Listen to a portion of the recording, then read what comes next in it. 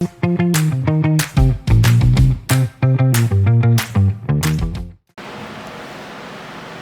dia a todos e a todas. Estamos aqui na Escola Ilmar Machado de Oliveira, mais uma vez com o nosso Pod HMO. E hoje nós estamos com a presença de duas educadoras da Unicesumar, a professora Miriam e a professora Daiana. E nós conversaremos hoje sobre um assunto que está aí na pauta no mês de abril, que é o transtorno do espectro autista. Então nós estamos com a Miriam, a Daiana e com o nosso aluno do Grêmio, coordenador do Grêmio Estudantil, o João Henrique. Também estamos aqui com uma pequena plateia representando os alunos da Escola Estadual Ilmar Machado de Oliveira. Estes alunos fazem parte do Grêmio Estudantil e também são representantes das classes. Então, para isso, eu quero perguntar à professora Miriam quais são as ações sociais que a Unicesumar apresenta para a sociedade. Olá, bom dia. A Unicesumar está há mais de 38 anos no mercado, né? E ela vem crescendo cada vez mais. Hoje nós fazemos ações tanto na área da saúde, como na área da educação, da indústria, tá? E são várias ações com temas diferentes, né? Nós abordamos normalmente, né, os nossos parceiros, e aí nós vemos qual que é a dificuldade, qual o tema que eles preferem ser abordados, e aí nós vamos atrás do profissional, e aí nós realizamos esse trabalho. Tá? Então, na saúde, normalmente a gente elabora aí, segurança no trabalho, ética, assim como indústrias também, e nas escolas agora nós estamos com esse tema do TEA, né, do transtorno espectro autista. E coincidiu que tem uma profissional na universidade, que é a Daiana, que também é mãe de crianças com transtorno do espectro autista. Então, nesse momento, eu passo para o nosso aluno, coordenador do Grêmio Estudantil, para proceder a conversa, um bate-papo, uma entrevista com a Daiana, que poderia até começar, Daiana, um pouquinho antes, falando um pouco de você, né? Se apresentar, a sua trajetória, e o João começa depois com as perguntas mais específicas relacionadas ao transtorno. Pode ser? Pode ser. Bom dia a todos. Eu me chamo Daiana, tenho 39 anos, né? Sou tutora pedagógica da Unicesumar. Também sou professora há 15 anos, né? E sou mãe do Miguel e do Theo, né? Que são duas crianças que têm o transtorno do espectro autista. O Miguel ele tem 11 anos e ele é nível 1 de suporte e o Theo é nível 2 de suporte, né? E é um prazer estar aqui com vocês, agradeço aí a oportunidade, né? Que é o que eu sempre falo, às vezes a falta de conhecimento que nos leva, né, à ignorância, né? Porque quando se fala do transtorno do espectro autista, as pessoas já vêm enraizadas, né, dentro do conhecimento delas, características de como essa pessoa é. Às vezes até que essa pessoa não consegue ali, vamos dizer o português claro, né, se virar sozinha, né, ter autonomia, né, até mesmo de pensamento, né. Bom dia, eu sou o João. Para a gente poder iniciar, como que você poderia definir o transtorno? Olha, eu penso, né, que o transtorno do espectro autista, vamos falar aí cientificamente falando que a literatura fala, né? Ele é um transtorno, vamos falar aí do neurodesenvolvimento. Mas como mãe, eu penso que é uma pessoa que ela enxerga o mundo com outros olhos, de uma maneira totalmente diferente. Vamos falar aí que o autista ele vê além daquilo que a gente consegue ver. Ele tem um olhar diferente para coisas, para situações e visão diferente do mundo. Como que ocorre esse diagnóstico da criança ou do adolescente, ou até mesmo das pessoas que vão descobrir mais velhas depois de uma certa idade? Como eu havia falado no começo, né? Às vezes a falta de conhecimento faz com que a gente não busque informações, né? Mas, baseado na minha experiência, o Miguel ele sempre foi uma criança diferente, né?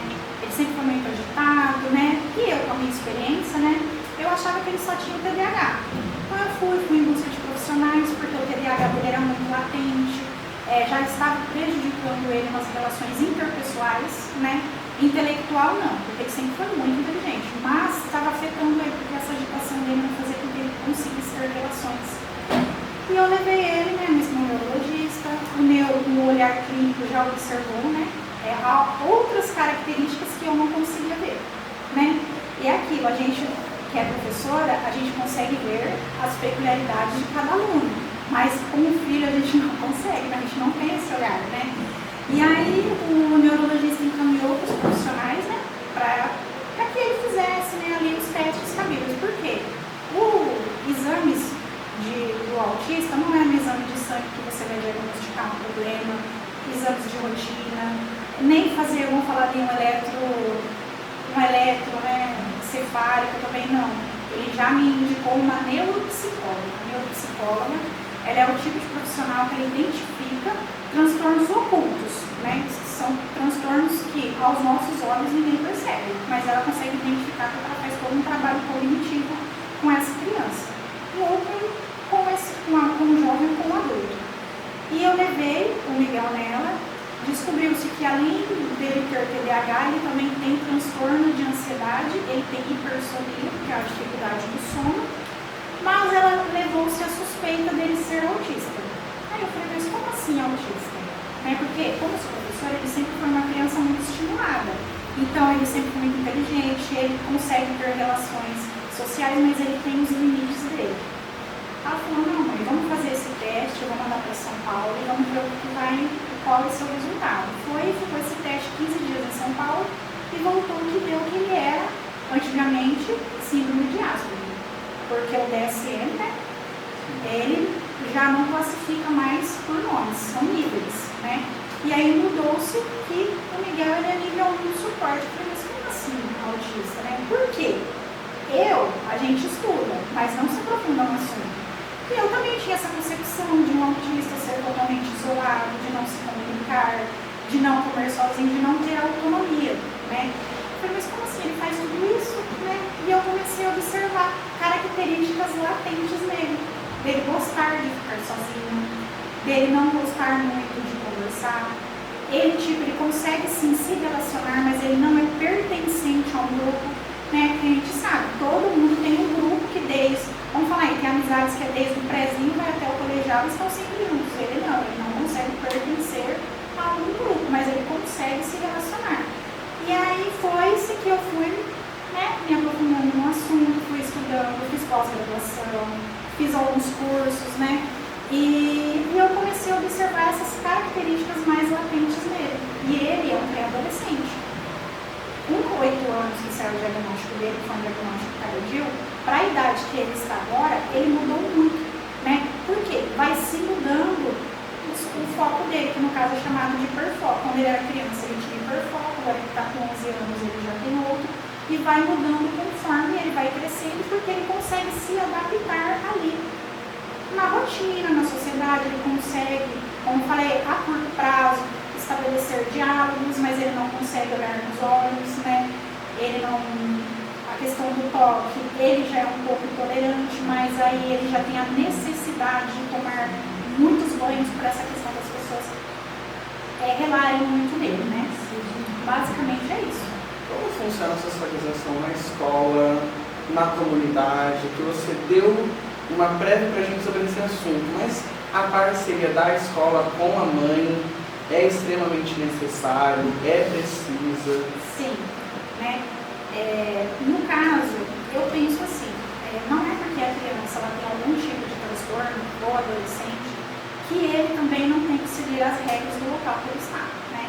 Quanto a isso, eu sou muito, muito rígida, sim.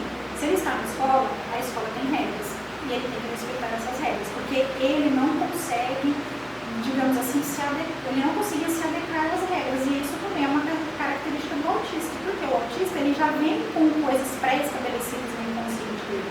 Então ele já chega, é a mesma coisa, ele chega em casa, ele já tem aquela rotina dele. Se eu saio 5 minutinhos, qualquer coisa fora daquilo que é a rotina dele, ele tem uma crise. Então assim, eu sempre converso com ele, porque ele aprende por repetição. Então, algo até que chega a ser cansativo, ficar falando todos os dias a mesma coisa. Então, por exemplo, você vai na escola, aconteceu tal coisa, você sabe que você tem que procurar um adulto responsável, você tem que respeitar regras, se seu amigo falar não, você tem que respeitar, você tem que sentar na sua carteira, você tem que acompanhar as atividades, você tem que estudar. É tudo por repetição e é tudo a longo prazo. Não é algo que eu vou chegar nele hoje e chegar daqui 3 horas e ele vai obedecer, né? A questão social dele, fora da escola, já é algo mais limitado. Porque ele gosta de ir só em determinados lugares. E lugares com muito barulho, muitas pessoas, ele já começa a ficar incomodado. Ele até vai, mas tudo para ele tem um limite específico. No caso do irmão dele, que é o Theo tem 8 anos. O diagnóstico do Theo já saiu antes. Por quê? Um dos motivos de o Theo, às vezes, ele não se adaptar é a questão do diagnóstico tardio, né? Porque se demora muito para identificar uma pessoa que tem um transtorno. O Theo hoje ele tem 8 anos, mas o diagnóstico dele saiu com 6, né? E o Theo ele só tem uma comorbidade além do autismo, né? Porque antigamente a pessoa que era diagnosticada com TEA, ela só tinha TEA. Não tinha outras comorbidades. Comorbidades são outros transtornos que acompanham o autista. O Miguel, além dele ter a hipersonia, o transtorno de ansiedade e o TDAH, ele também é autista, né? E ele também tem descalculia, que é algo que ele vem tratando e que melhorou muito. Só que o Theo ele só tem o TOD. E o Theo tem altas habilidades, que isso ocorre também com o autista, tá? Ele desde os 5 anos ele consegue fazer cálculos mentais, contar dinheiro, sem precisar escrever. E ele consegue fazer leitura de textos só através de figuras. Ele tem essa habilidade. As habilidades do Miguel são outras. O Miguel ele gosta de ler, ele gosta de escrever. A habilidade do Theo é com cálculo, só que o Theo tem TOD. O que é o TOD? É o transtorno opositor desafiador, que é algo que complica um pouco ali a questão do TEA, né? Porque uma criança que ela só tem TEA, ela é já direcionada para os tratamentos específicos. Agora, quando ela tem outras comorbidades que acompanham o TEA, aí já vai envolver outros profissionais. Por quê? Porque os dois transtornos, não que eles tenham que andar juntos, mas eles têm que estar equilibrados para que esse indivíduo ele consiga ali ter um equilíbrio e consiga estabelecer relações, a ter um bom convívio, né? E no caso do Theo, por causa do TOD, é algo muito mais complicado do que com o Miguel, porque o Theo ele não consegue estabelecer relações, ele é pouco verbal, ele não fala. E ele também tem a questão de agressividade. O Miguel ele ainda aceita o toque das pessoas, o Theo não. Né? Eu não consigo ir nos lugares, eu consigo ir com o Miguel, mas com o Theo eu não consigo. Então é algo assim na minha rotina que tem que ser muito equilibrado, né? A questão, por exemplo, eu vou sair, mas em que lugar eu vou? Será que vai ter muito barulho? Será que vai ter muita gente falando ao mesmo tempo? Por quê? Porque existe a sensibilidade sensorial. Um lugar com luz forte, muitas pessoas falando, vem o som, aí vem uma pessoa que atende a mesa, eles entram em crise. Por quê? Porque sai fora da rotina deles, é muita informação sensorial para que eles possam absorver ali naquele momento para conseguir ficar ali naquele ambiente. O Miguel ele já consegue. Até 2 coisas sensoriais ele consegue, mais de 2 ele começa a perder o foco do que ele está fazendo. Aí o que acontece? Em sala de aula ele precisa sair um pouco, sair, respirar. O Theo não, ele não sai, ele fica, porque ele não gosta de conviver com outras pessoas, né? Na escola, por exemplo, ele não consegue sair com o recreio para conviver com outras crianças, porque são várias crianças gritando, correndo e andando.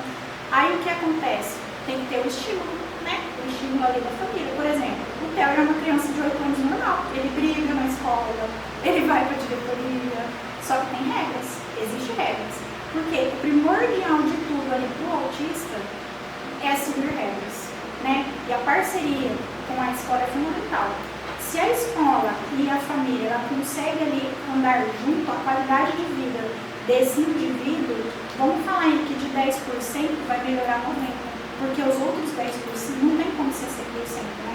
Os 10% ele vai fugir um pouco ali, tanto da capacidade da escola quanto da família. Como você disse sobre a socialização do ambiente, do restaurante, como que a gente, como sociedade, podemos agir com uma criança ou com um adolescente? O primeiro passo de tudo é você conhecer, né? Conhecer. Quando você conhece uma pessoa que ela tem um transtorno do espectro autista, você a conhece, você sabe até onde você pode ir com ela, quais são os limites que ela estabelece nessas relações. Né? Por quê? Porque vai ter dias que você vai chegar e conversar, por exemplo, com um colega seu que tem o transtorno e ele não vai querer conversar. Né? Aí cabe a você respeitar. Às vezes ele quer ficar sozinho, às vezes ele não está legal naquele dia, assim como nós, que não temos aí transtorno algum também, a gente não quer, às vezes, não ter nenhuma relação interpessoal com ninguém, a gente quer ficar sozinho, eles também têm essa necessidade. Mas não que não significa que ele não goste, é porque ele está se autorregulando. O que seria essa autorregulação? Às vezes a gente está ali fazendo um monte de coisa. Vamos falar aqui semana de prova, todo mundo fica nervoso. Tem gente que chega na hora de fazer a avaliação e esquece tudo que estudou. Começa a ficar nervoso, soa, tem gente que passa mal. O autista é a mesma coisa, só que ele precisa desse tempo sozinho para ele se... Vamos falar que é uma reorganização de pensamentos e uma reorganização do que ele tem que fazer no decorrer do dia no inconsciente dele, para que daquele momento para frente ele consiga ali estabelecer uma relação com outras pessoas. Como que a gente pode fazer essa abordagem para a gente poder chegar, conversar, se a gente não conhece no caso, né? Como que a gente pode fazer esse conhecimento, esse primeiro passo, essa primeira conversa? Eu estou vivendo uma situação meio complicada com o Miguel, minha mãe até compartilhou porque ele tem uma pessoa auxiliar, ele não aceita essa auxiliar. Ele fala as palavras dele, que ele se sente como se ele fosse um retardado, porque fica uma pessoa andando atrás dele o tempo todo, né? E eu converso diariamente com ele referente a isso, porque ele sai da sala, as chances dele não voltar é muito maior se ele estiver sozinho do que se ele estiver com alguém direcionando ele, que ele tem que voltar. Ele vai ficar ali no momento dele, mas ele tem que voltar.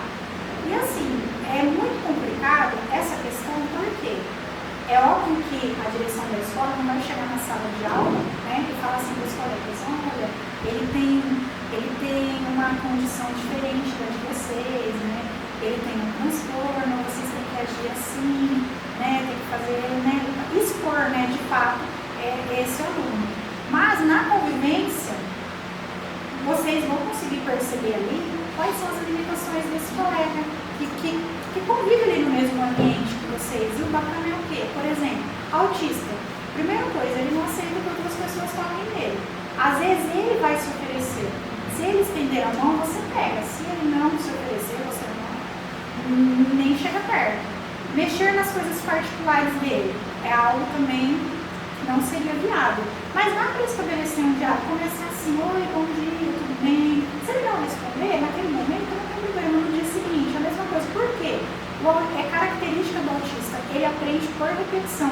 Se você todo dia falar com ele, demonstrar ali um interesse e ele perceber que ali ele não vai se sentir ameaçado, as chances de ter uma boa convivência é muito maior do que já chegar abraçando, pegando, né? Então, o primeiro passo que eu sempre falo, bom dia, tudo bem, como você está? E vai, você não quer conversar. Vai passar os dias, ele vai responder o seu bom dia, já é um ponto positivo. Daqui a pouco, vocês vão estar trocando ali, vão trocando algumas figurinhas, batendo um papo. Daqui a pouco vocês estão comendo junto, sentando, né? No intervalo para comer junto, ou até mesmo de fazendo trabalho em grupos, porque é uma dificuldade do autista, né? Ter essa questão de convivência com outras pessoas. Então, a observação é algo extremamente importante para que a gente tenha esse diálogo, essa conversa e continuar insistindo também como sociedade e como pessoa para que seja estabelecida essa conversa. Sim, porque o que acontece hoje? Embora o TEA seja um assunto muito atual, né, vamos falar que hoje em todos os lugares você vê algo referido sobre, né? Mas o que acontece? As pessoas elas não buscam informação, né? Então fica nisso, vão no médico ou vão em algum lugar, ele é autista, tá bom. Ninguém mais busca informação, não busca querer saber que mesmo essa pessoa ela tendo TEA, ela com os tratamentos adequados, ela pode ter uma vida ali quase normal. Por que quase normal? Porque essa pessoa ainda vai ter as limitações dela. Na escola, na família, no mercado de trabalho, né? Então, o que acontece? Será que é o autista que tem que se adequar à sociedade ou a sociedade que tem que se adequar ao autista? Qual é a maior dificuldade? Será que é da sociedade ou do autista? É do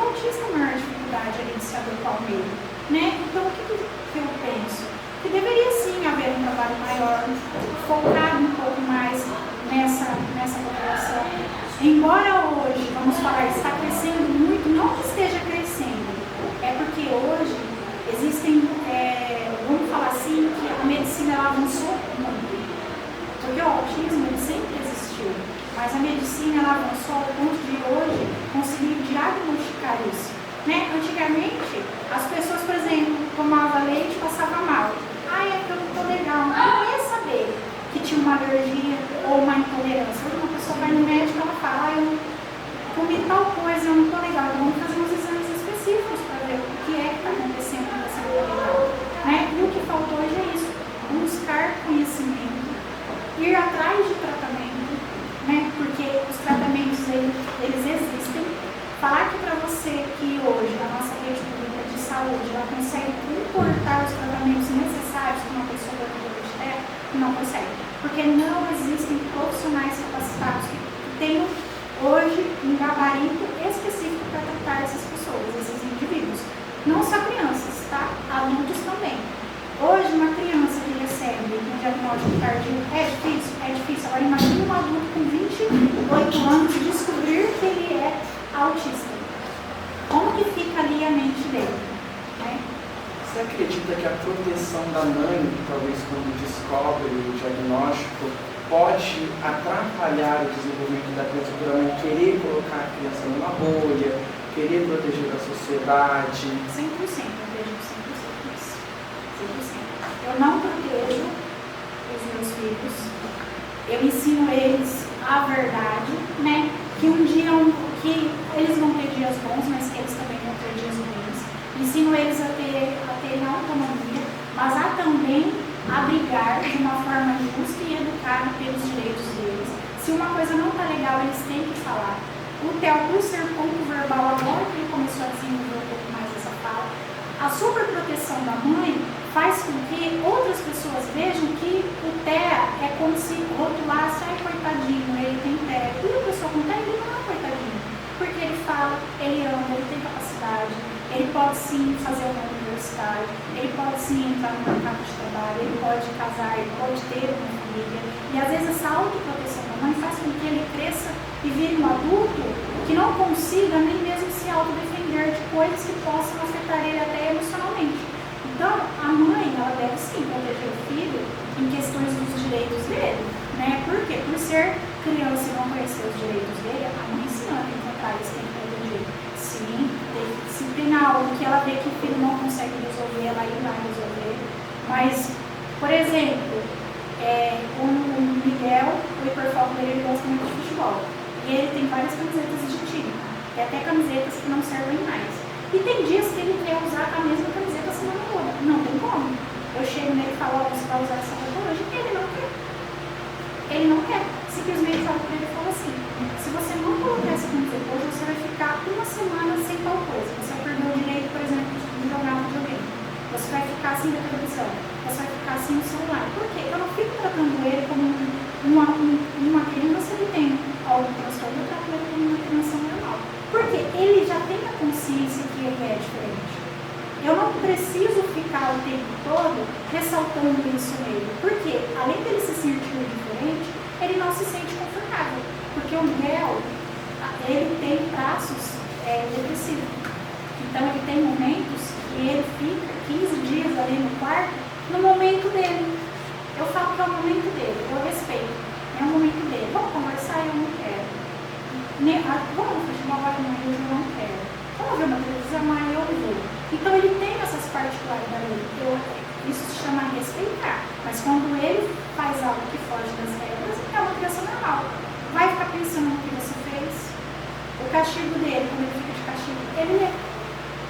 Todo castigo que ele fica, ele lê. Eu acho que a gente está em abril, né? Esse ano ele já deve ter lido uns 4 livros. Toda vez que ele está de castigo, ele lê. E o Theo gosta de desenhar. Então, o que acontece? Não é que vai falar castigo, eu sou mãe também, né? Sim, mas é um castigo produtivo para ele mesmo, para ele refletir nas ações dele e ele entender que a voz ativa não sou eu, ele tem que me respeitar. Eu não quero usar tênis hoje, eu vou de chinelo. Tá, tudo bem, você tem educação física hoje? Eu tenho. Então pega o seu tênis, põe numa sacola bolinha e põe no bolso, porque você não vai jogar bola de chinelo. Ele faz. Eu vou jogar bola no campo hoje, né? Porque ele fica em outra instituição, no período de contratando na escola. Leva uma troca de roupa para você, porque você não vai sujo para a escola. Então, o que acontece? Ele tem autonomia para tomar banho sozinho, ele come sozinho, ele decide algumas coisas sozinho, para ele entender que as ações dele têm consequência. Independente se ele vai decidir de uma forma positiva ou não. E o Theo também. Ele sabe que uma decisão agora que tem 8 anos, que as decisões que ele toma influenciam naquilo que vai acontecer com ele depois, que tudo tem consequência, ou seja, positivas ou negativas. E essa autonomia a qual eles desenvolveram, você acredita que tem uma parcela positiva sua e que algumas crianças não conseguem, com a mesma idade, ter essa autonomia por uma parcela da mãe ou dos pais, por não querer, por não deixar, ou por não ter essa parceria com a escola, porque a gente sabe que tem pais que não têm essa parceria com a escola e acham que a escola tem o dever de educar, ensinar, e tá aí meu filho. Primeiro ponto, eu vou falar como educadora, né? Eu acho uma concepção muito errada das famílias elas quererem atribuir a educação do filho para a escola. A educação que a escola fornece é intelectual. A base da educação, que é o respeito ao ambiente, a coisas e as outras pessoas, elas têm que vir de casa. E assim, o meu ponto de vista é que eu convivo com outras mães que têm filhos portadores do autismo. E o que acontece? Eu vou usar até uma fala que eu assisti numa entrevista de uma mãe. E ela falou uma fala que eu fiquei pensando muito. Nós, enquanto mãe de autista, a gente, se ficar doente, a gente não sabe nem se a gente vai ter aquela paz naquele momento ali, até ter aquele tempo de se curar. Por quê? A gente não vai ter ninguém ali por nós ali naquele momento. Então, às vezes, essa proteção toda que essa família exerce sobre essa criança, às vezes é por isso. Excesso de cuidado. Por medo de que, se um dia vier a acontecer algo com eles não sabem para quem vai designar a função do filho, do cuidado do filho. Né? Se esse filho vai ser bem cuidado, como essa mãe cuida. Só que todo o excesso também tem as partes negativas, né? Sim. E aí o que acontece? Às vezes essa superproteção faz com que até a mãe ela não consiga enxergar que até quem quer ajudar, na mente dela está atrapalhando, né? Então, o que acontece? Às vezes eu não vou mentir, eu, enquanto mãe, porque eu tenho 3 filhos, a minha filha ela não tem nenhum tipo de transtorno, né? Só que às vezes eu, enquanto mãe, às vezes eu chego num sábado assim, à tarde na minha casa e eles estão lá, eu olho e falo assim, às vezes eu queria que alguém só cuidasse deles para mim ficar pelo menos uma hora, para mim tomar um banho decente, não que eu não tome banho, mas é um banho assim, entra no chuveiro, lava para o cabelo tudo sai. Por quê? A gente, quando entra no banheiro, parece que está acontecendo um monte de coisa lá fora, entendeu? Parece que está os 7 cavaleiros do Apocalipse chegou ali naquele momento, e meu Deus, né? Então, às vezes eu penso isso. Tudo que eu queria era que alguém ficasse com eles, pelo menos para me sentar e comer, ou para eu ir tomar um banho tranquilo, ou até mesmo dormir. Por quê? Às vezes eu vou contar as minhas horas de sono, eu tenho 4 horas de sono, porque o Miguel ele tem hipersomnia. Ele não dorme. Hoje ele toma medicamento. E mesmo com medicamento, ele levanta várias e várias vezes à noite. Já aconteceu de ele levantar dormindo. Então fala assim, nenhum sono tranquilo a gente, enquanto mãe, consegue ter. E a luta de uma mãe, ela vai muito mais além do que dentro da casa dela. Né? Eu já vivi situações muito difíceis fora da minha casa, em questões sociais. Falar assim pra você que eu brigo com as pessoas porque o meu filho ele é autista e eu vou justificar um erro que ele faz porque ele é autista, não. Mas pela ignorância das pessoas mesmo. Né? Pelo fato de ficar rotulando, que é algo que eu acho desnecessário. Né? Porque hoje ele vai fazer já 12 anos, ele sabe que ele é diferente. Né? E ele tem uma fala que ele, de uns tempos pra cá, ele falou muito. Eu não vou casar, mãe, eu vou ficar morando com você. Eu não quero, porque eu acho que ele vê ali, ele é muito observador. Né?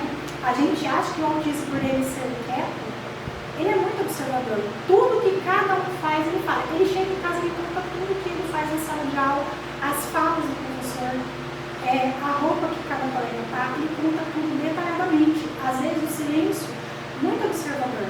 O Theo ele já consegue aceitar melhor esse fato dele ser autista. E para ele tá tudo bem, mas para o Miguel não. Como funciona o diagnóstico para você como mãe, né? Esse diagnóstico para você como mãe mesmo, como foi? Difícil, primeiro porque eu não tinha conhecimento, depois quando eu busquei conhecimento, eu não vou mentir, eu chorei uma semana. Falei assim, meu Deus, o que vai ser do meu filho quando eu não existir mais nessa face da terra? Como vai ser essa vida? Como vai ser a vida dele? Porque começou a passar um monte de coisa na minha cabeça. Eu falei assim, e agora? Falei, não, fiquei uma semana ali, vamos falar assim, vivendo um loop imaginário, digamos assim. E eu falei, não, sou professora, vou estudar isso aí.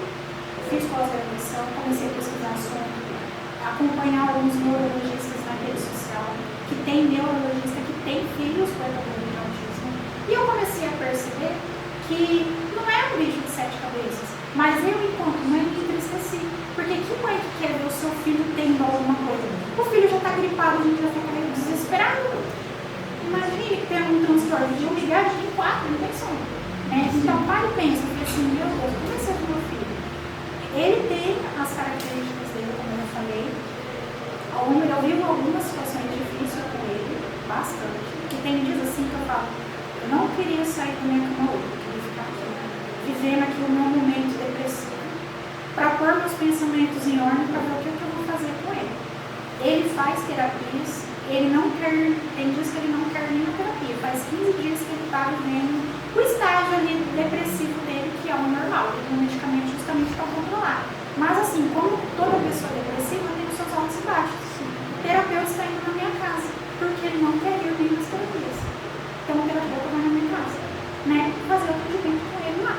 E é o terapeuta que trata ele desde os 3 anos, muito antes de eu descobrir que ele tinha autismo. E para mim, foi difícil. A minha família ficou tipo, oi?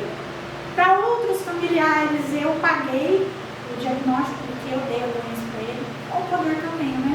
Eu que dei lá a doença, o meu assinou lá, só eu que falei, escreve aí assim, né, doutor, que eu tô falando, né? Só que eu tenho uma convicção comigo. Eu fico tranquila, porque o que eu posso fazer por eles, eu faço, né? Vou atrás, tudo que é direito deles eu vou atrás, tratamentos eu busco, que nem eu falo, o SUS fornece, é do pai? Não, mas no momento é o que está tendo? É, porque infelizmente os tratamentos são caríssimos, são caríssimos. O Miguel precisa de fono, o Theo precisa de uma terapeutada que vai ajudar ele nessa questão das relações, e é um profissional caro. Se vocês pesquisarem aí no Google, aqui no interior de São Paulo, são pouquíssimos profissionais direcionados a essa questão do tratamento lá. É muito difícil de encontrar. Então, o que eu estudei, eu vou me adaptando e usando em casa. É óbvio que não funciona 100% como se eu tratasse uma criança que não fosse meu filho, Mas eu tento usar o máximo, a questão de rotina, dele ter autonomia, levantar, arrumar sua própria cama, se trocar sozinho, lavar o prato, ajudar a lavar uma louça, colocar o lixo para fora. São coisas que vai fazer com que ele veja que ele consiga enxergar que ele é um menino normal, mas que ele só enxerga o mundo com outros olhos. Tem pensamentos diferentes de outras pessoas. Você falou sobre o quão difícil foi para você descobrir que você passou uma semana depressiva. Você acredita que a mãe também precisa de uma terapia? Isso é algo que eu acho primordial. A mãe precisa, o professor que trabalha com essas crianças precisa. E não é uma coisa assim de 15 dias mensal. É uma coisa contínua, semanal. Por quê? A mãe ela busca o tratamento para o autismo, para o seu filho. Mas quem trata essa mãe? Quem cuida dessa família? Qual suporte emocional essa família tem para lidar com isso? Eu não vou mentir para você que, como eu já escutei, que você é muito dura de sentimentos. Não. Como que eu vou ficar demonstrando fraqueza para os meus filhos? Que ali naquele momento precisam de mim o tempo todo forte para mostrar ali para eles que está tudo bem eles serem autistas e que eles são crianças normais, são inteligentes, são incríveis.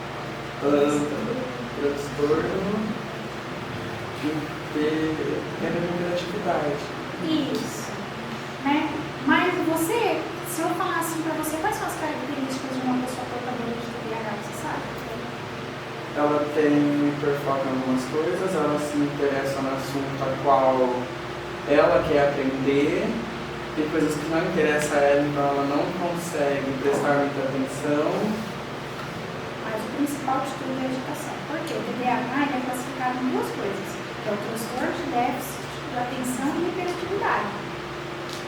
Tem muitos que só tem o TDA, que é o transtorno de déficit de atenção. E tem como ter só hiperatividade?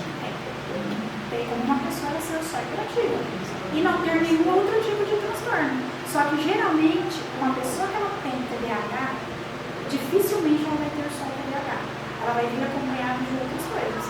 Por exemplo, um transtorno de ansiedade, porque a pessoa que ela é muito hiperativa, ela é muito ansiosa.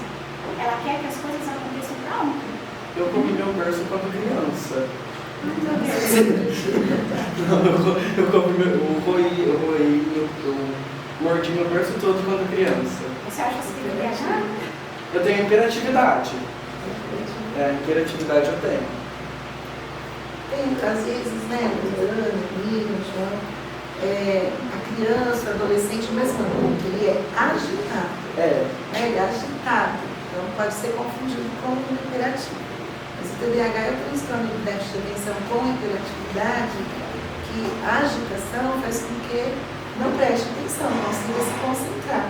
Então, se agita demais. E pode ser uma comorbidade do TEA, do transtorno do espectro autista, né? Vocês podem estar junto, como foi, você citou, que é o caso do Miguel. Né? Agora, com todo um amparo de medicação, de terapia, isso pode ser amenizado. Né? Mas é algo que vai acompanhando essa pessoa aí por toda a vida. E a gente percebe a criança que tem um TDAH, mesmo que você fale assim, você está conversando, fala, para, agora é sério. Você vai observar o mexer das mãos, dos pés, quer dizer, não consegue parar. Mesmo parado, o corpo parado, as mãos vão mexer um pouquinho aqui, os pés, o olhar, a cabeça, né? É aquela agitação incontrolável. E para isso tem medicamento e tem a terapia também, né? Quando o Miguel era menor, a professora dele, que foi a Sandra Pinto, que é a alfabetizadora dele, todo dia ela me chamava na escola. Porque o Miguel não fica quieto, porque o Miguel vestia um frio, chegava lá, o Miguel de camiseta, todo mundo descalço, correndo lá, chegava lá no portal e falava assim, olha mãe, não precisa nem descer do carro que eu vou ir falar com você, porque era todo dia, por causa dessa agitação dele. Eu conversava com ele e ele falava assim, mãe, eu não consigo, porque é algo que vai além do controle dele. Ele não consegue controlar. Então ele toma medicação. Ele é um menino que ele tem que estar em constante movimento. Até hoje. Ele não pode ficar parado. Ele fica em constante movimento. Por exemplo, eu sei que a Vanessa falou para mim que ele termina a atividade assim. E ele tem que fazer outras coisas. Por quê? Ele tem pensamento acelerado. Né? Ele tem pensamento acelerado. Então o que acontece? Ele calcula de todo mundo. Se ele ficar sem fazer nada, ele vai causar. Né? Então, vamos lá. É uma coisa atrás da outra, uma coisa atrás da outra, né? Então, o que acontece? O TDAH, no caso dele, atrapalhou um pouco. Hoje não, porque ele tem uma medicação. Mas, mesmo assim, ele não consegue. Ele está em casa, ele fica muito assim, ó. Mas isso que ele fica é por causa do autismo, né? Ele fica assim, por quê? Ele está ansioso, ele está agitado e ele fica assim porque ele tem que se regular. O Theo, ele fica rodando em volta dele mesmo. Ele roda o tempo todo em volta dele mesmo. E quando ele vai ter uma crise, o mais novo vai ter uma crise, ele anda atrás de mim, fazendo perguntas. Ô mãe, por que a melancia por fora é verde e por dentro é vermelha, essa nítida é aqui? Ô mãe, você sabia que o negócio disso, aquilo outro? Aí, o que acontece? Ele repete várias e várias vezes a mesma coisa. Não tá legal aí. Aí ele vem atrás de mim o tempo todo. Ô mãe, que não sei o quê. E fica perguntando toda hora a mesma coisa, toda hora a mesma coisa, toda hora a mesma coisa. Eu olho pra ele e falo assim, calma, vamos tomar um banho? Porque ele não gosta de tomar banho. O Miguel gosta, então não, vamos tomar banho. Aí ele para. Aí de novo, eu tomei outro. Aí vamos lá tomar banho, aí eu dou medicação para ele. Aí ele acalma. Tá tudo bem? Tá tudo bem. Por quê? O autista, quando ele tem crises, é muito difícil. Porque ele tem, é chamado de epilepsia, no nome mais popular, convulsões. E o Miguel já teve algumas. E não é legal, até mesmo por causa do sistema neurológico. Né? Qualquer pessoa de qualquer idade fica tendo convulsões. O Theo teve uma vez só. Então, como eu já peguei como é, eu antecipo ali os cuidados para que não ocorra esse tipo de situação, porque é bem complicado, porque o cara vai no plano de atendimento, e aí fica aquela confusão, né? Aí a criança, aí ele não quer ficar lá, ele quer ir embora, né? Então o que acontece? É difícil, mas dá para, não falar em ter uma vida normal, né? Eu anotei duas palavras aqui que eu gostaria de mencionar, que é o espectro. O espectro, para ficar claro que o que você nos contou sobre o Miguel e o Theo é muito específico de cada um, então eles não são iguais. Por isso que é o transtorno do espectro autista. Essa palavra espectro é isso, não é, Dayana? Diferença, significa diferenças. Então o Miguel ele é único, é exclusivo, o Theo também, e todos os outros que estão aqui na nossa escola, em outras escolas e na sociedade, vai ter as suas diferenças quando diagnosticados como TEA, transtorno do espectro autista. Nenhum vai ser igual ao outro. Tem as características básicas, né? Mas cada um vai ser muito individual, com suas comorbidades ou não. Então é esse o sentido da palavra espectro, é isso? Sim. Quando você diz que alguém fala, mas eles são iguais, não, eles têm um espectro, por isso que eles são diferentes. Exato. E tanto outros também. E a outra é o hiperfoco, que a cada momento da vida é um hiperfoco, ou é um hiperfoco que acompanha a vida. Exatamente. Por quê? O que acontece? O Miguel, quando era criança, o hiperfoco dele era aqueles carrinhos do Hot Wheels. Sim. Ele ficou muitos anos onde ele ia, ele tinha uma bolsinha que ele levava. Até dormia com eles. Ele cresceu. O hiperfoco dele mudou. Ele gosta muito de eletrônico, de computador, de informática agora. Anos, até hoje. Só que mudou. O hiperfoco dele agora está voltado muito para os esportes. Então é algo que eu aproveitei para que com que ele respeite também as regras. Eu estou usando isso em benefício até mesmo dele mesmo.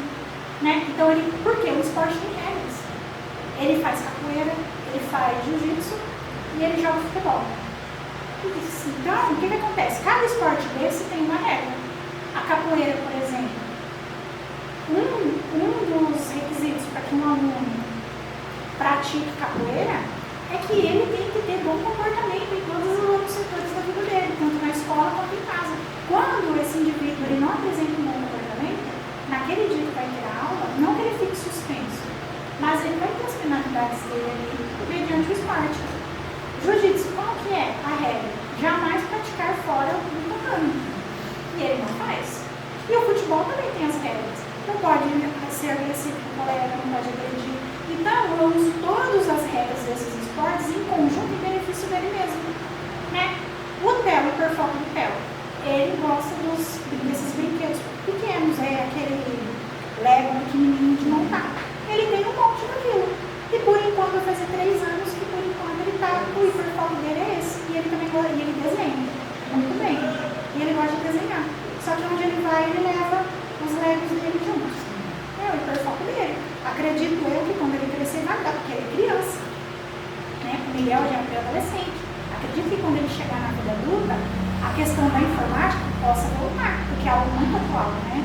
E o do Theo, eu não sei o que vai ser, mas por enquanto, por ele ser criança, o hiperfoco dele são os Legos dele. Né? Outra é a questão da estereotipia, que é o que, quando os colegas não conhecem, não sabem, quem não sabe, não conhece sobre o TEA, despreza, pode ter palavras, né, assim, que ofendam, que a estereotipia são os movimentos repetitivos, como os braços, né, que a criança que fica fazendo isso, como você contou que em casa, ele faz assim, né? Na escola nós não observamos nenhum.